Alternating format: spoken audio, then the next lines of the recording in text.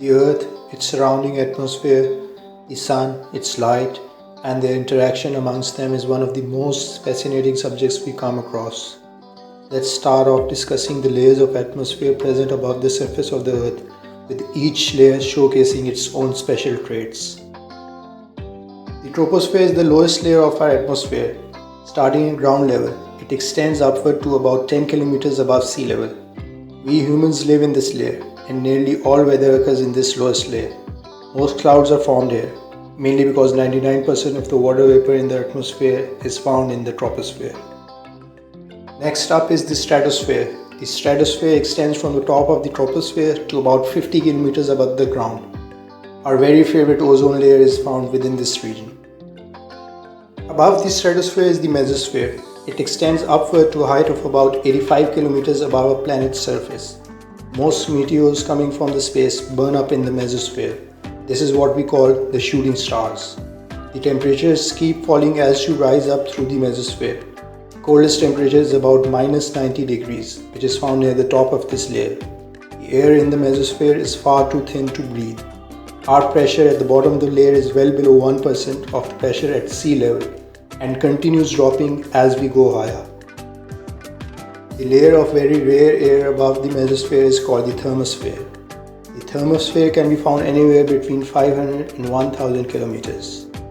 The auroras, often known as the northern lights and southern lights, occur in the thermosphere.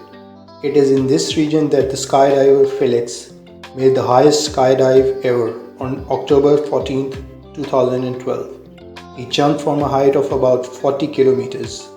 Moreover, International Space Station also orbits in this region at a height of about 400 kilometers, doing space-related research.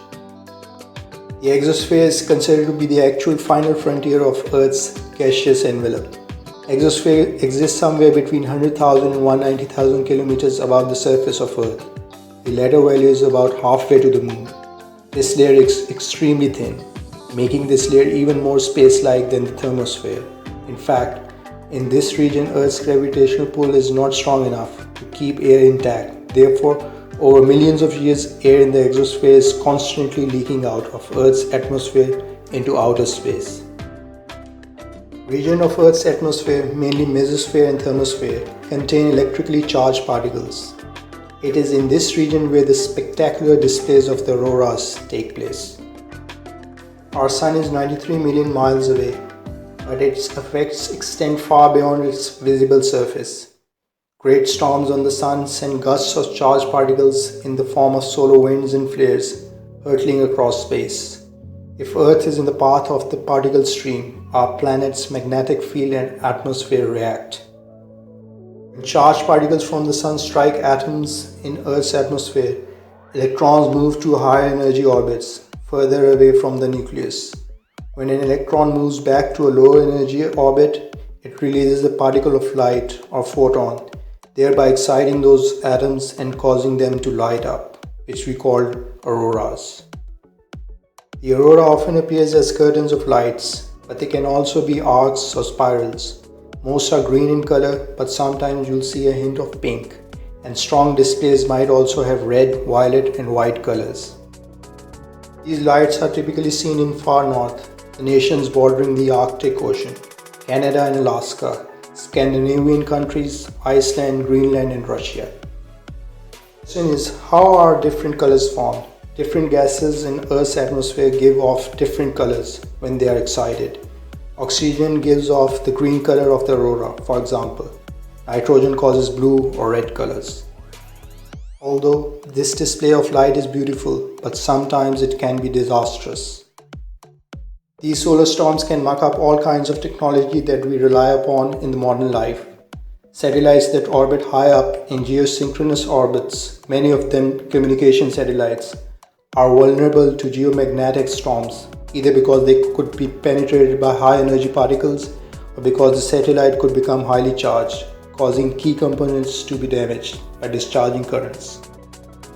Even more serious is the potential for solar winds to damage electrical grids. It can produce electrical currents in conductive material on the ground, including those pipelines, communication cables, and power lines. These large geomagnetically induced currents can overload transformers and lead to widespread blackouts.